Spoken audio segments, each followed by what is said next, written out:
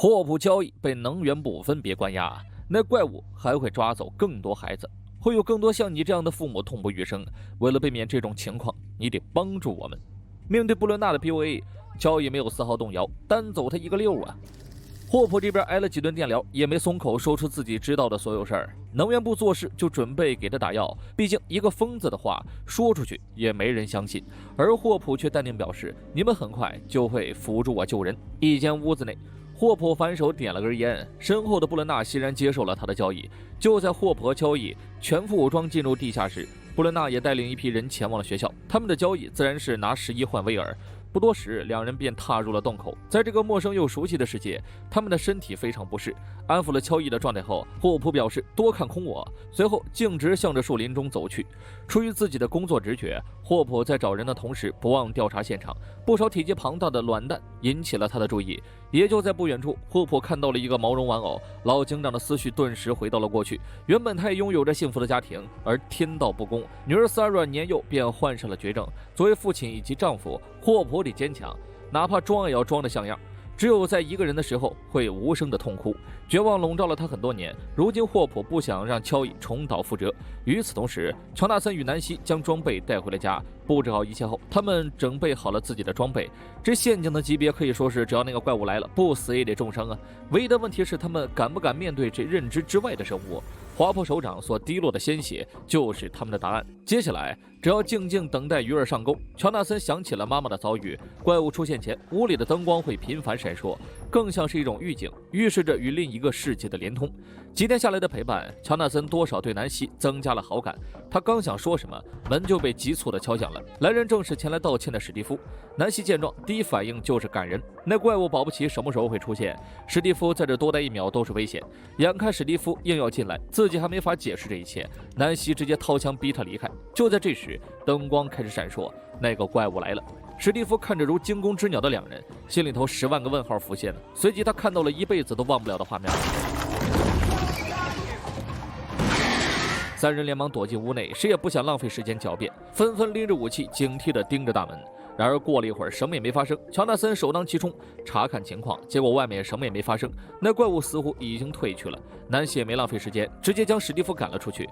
哥们儿也早就吓坏了，直接上车点火准备逃走。可当他旁观瞥见闪烁的房间时，心里一横，又杀了回去。一瞬间，怪物出现在了乔纳森身后，将他死死按倒在地，张开血盆大口准备进食。南希骂骂咧咧地连开数枪，虽然吸引了火力救了乔纳森，可怪物却走向了自己，而枪里的子弹也打光了。危难之际，史蒂夫拎着镐把子杀了过来，一阵闪转腾挪，棍棒加身，江湖人称霍金斯小尼根呢，硬是把怪物打得连连后退，直至踩到了陷阱。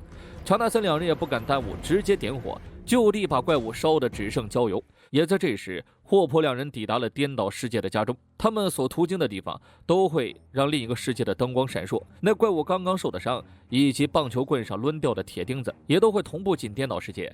见灯光愈发闪耀，乔纳森顿时想到了妈妈，乔伊也凭空听到了儿子的呼唤，而这更多的是他们母子之间的感应。但这事儿的确给了乔纳森灵感，或许闪烁事件的发生和怪物无关。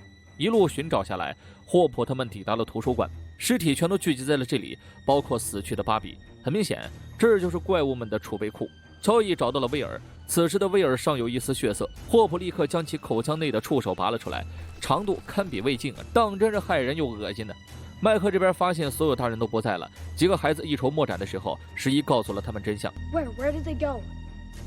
Demogorgon. 麦克本想赶去给姐姐帮忙，可伙伴们却劝他留下来照看11。霍普走之前交代过，他们得藏好11，如此情形也只能这样。达斯汀直接跑去后厨找吃的，食堂大妈倒也没骗他，冰箱里确实藏了不少布丁。I found the chocolate pudding! Okay!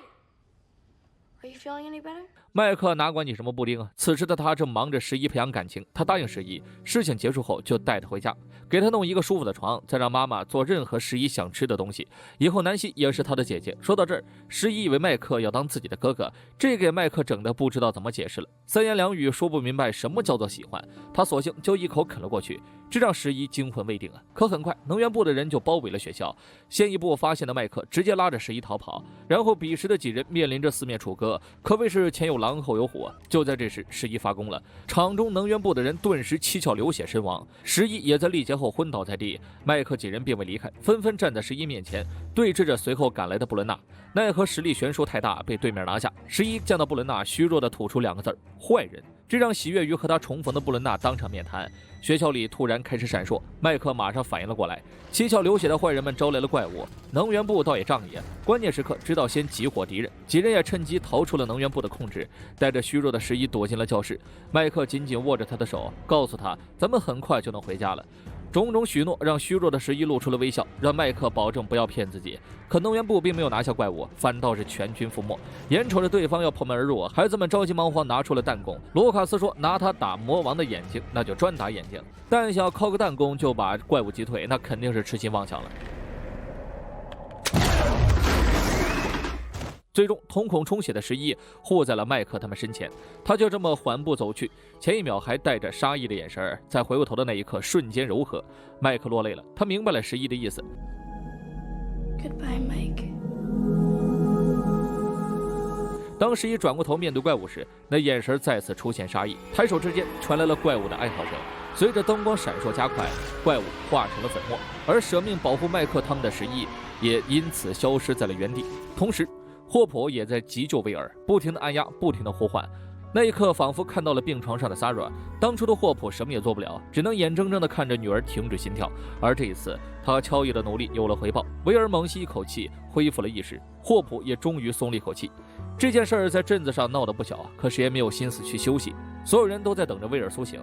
男孩睁开了眼，哥哥和妈妈一直守在病床边上，这些日子受过的伤在他醒来时也全都值得了。知道弟弟还得住院一段时间，乔纳森给他拿来了自己整理好的磁带，也在第一时间把这个喜悦分享给了所有人。麦克哥仨首当其冲，进门后按耐不住兴奋，办了葬礼，有女孩为他哭泣，校霸当众丢脸等等。他们迫不及待地把这段时间的经历告诉伙伴，最关键的是他们认识了一个女孩，拥有超能力的女孩。没什么是一帆风顺的，芭比就再没回来。而霍普也要为之前的交易负责任，他到底扛了什么事儿，没有人知道。1个月过去了，圣诞节就要到来，哥儿4个在地下室展开桌游，场面如火如荼。幻想着在奇异世界冒险的他们，可以说4个人有800个心眼子。麦克突如其来的魔王打了威尔一个措手不及，被水淹没。